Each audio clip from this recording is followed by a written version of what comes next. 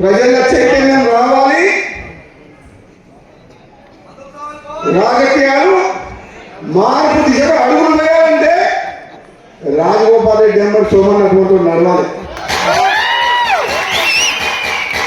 రాష్ట్ర రాజకీయాలను మార్చే శక్తి, శాసించే శక్తి కూడా మాకుంది.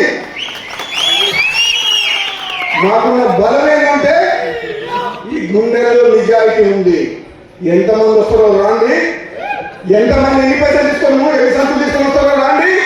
రాబోయే రోజుల్లో ఉద్యమంలో ఉన్నోళ్ళు, నిజాయితీ పనులు, యువకులు శాసనసభలో అడుగు పెడతారు. తెలంగాణ రాజకీయాలు కూడా తమిళనాడు మాత్రమే మార్చారు.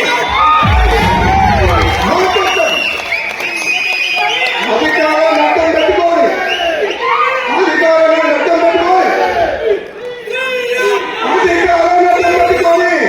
అభివృద్ధి పేరు మీద లక్షల కోట్లు దోచుకుంటున్న ఎంబడి పడతాం. దోపిడీ వ్యతిరేకంగా పోరాటం చేస్తాం.